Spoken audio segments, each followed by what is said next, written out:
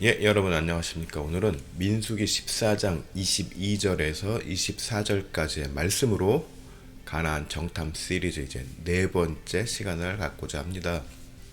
자, 오늘은 하나님의 인내에 응답하라 라는 제목으로 여러분들과 말씀을 나눠보겠습니다. 자, 이제 이스라엘 백성들은 가나안의 문턱까지 와서 새로운 도전에 직면하게 됐습니다. 그런데 사실 이스라엘은 출애굽 이후 모든 여정에서 고비마다 온전한 모습을 보이지 못했습니다. 자, 여러분들은 어떻습니까? 신앙생활을 해오는 중에 하나님의 보시기에 참 아름다운 모습만을 보여오셨습니까? 저는 아닌 것 같습니다. 네. 자, 오늘 22절을 보면은 내 영광과 애국과 광야에서 행한 내 이적을 보고서도 이같이 10번이나 나를 시험하고 내 목소리를 청종하지 아니한 사람들은 이라고 말씀하십니다.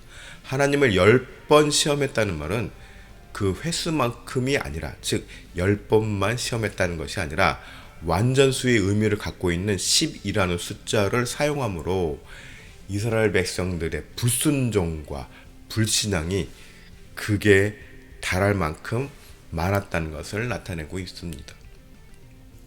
이들은 자, 홍해 바다 앞에서 절망했고 또 하나님을 원망했습니다. 출애굽기 14장에 나오죠. 또 마라의 쓴불 사건을 통해서 막 너무나 이제 갈증으로 우리는 목말라 죽겠다라고 하면서 하나님을 원망했습니다. 또 신광야에서는 굶어 죽을 것 같다고 하면서 하나님을 원망했습니다. 그런데 다시 이들은 르비딤 광야에서도 또 목이 마르다고 마실 물이 없음을 토로하면서 마라 때와 같은 원망을 하게 됩니다. 자, 이뿐만이 아닙니다. 자, 불신앙의 극치를 드러내는 사건이 있는데 바로 출애굽기 32장에 나오는 금송아지 사건이죠. 그리고 하나님은 매 사건 때마다 이스라엘 백성들을 모두 멸절시킬 수 있었지만 또 그때마다 인내하시며 은혜를 베푸시고 이들의 요구를 채워주셨습니다.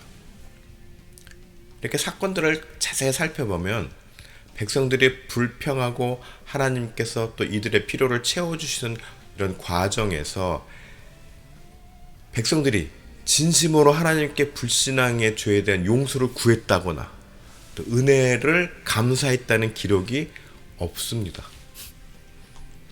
없어요. 네. 마치 자신들의 요구는 당연하다는 듯한 태도를 보여왔다는 점에 주목을 할 필요가 있습니다. 네, 물론 그 순간에는 하나님께 빌기도 하고 또 하나님께 영광을 돌리기도 했지만 그때뿐이었다는 말입니다. 자, 23절을 보면은 내가 그들의 조상들에게 맹세한 땅을 결단코 보지 못할 것이요 또 나를 멸시하는 사람은 단 한 사람도 그것을 보지 못하리라. 자, 이게 멸시라는 단어가 나왔죠. 이러한 이스라엘 백성들의 행위는 하나님 보시기에 멸시로 느끼셨다는 것입니다. 아, 얘네들이 나를 멸시하는구나. 예, 멸시가 뭡니까? 자, 이 멸시라는 단어를 원어를 찾아보니까는 네아차라고 하는데 이 안에는 업신여기다, 비방하다, 웃음과 조소로 비방하다라는 의미가 담겨져 있습니다. 한마디로 뭐 조롱하다 뭐 이런 뜻도 있겠죠. 네.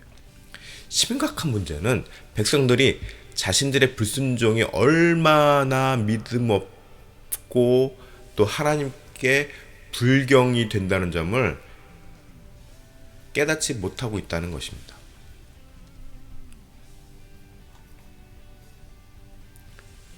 그렇지 않고서는 이들이 매번 이렇게 이런 심각한 잘못을 반복하지는 않았을 것이라는 생각도 해봅니다.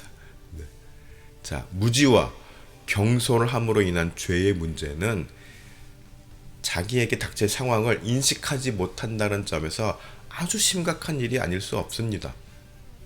내가 계속 죄를 짓고 있는데 나의 무지와 경솔함으로 그것이 죄인 줄 깨닫지 못하고 죄를 짓다가 결국 하나님께로부터 받는 심판으로 불행을 겪는데 그것을 예상하지 못한다는 것이죠. 예. 굉장히 심각한 일이 아닐 수가 없습니다. 자, 이스라엘 백성들은 열흘이면 갈 수 있었던 가나안 땅을 돌고 돌아서 40년 후에나 들어가게 됩니다.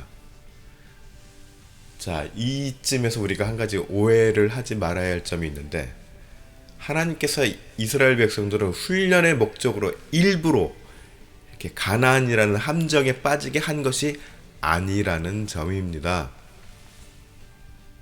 백성들은 전적으로 자신들의 불신앙과 불순종으로 하나님의 노를 불러일으켰으나 그나마 하나님의 은혜로 40년 훈련 프로그램이라는 것으로 이 백성들을 거두신 것입니다. 네.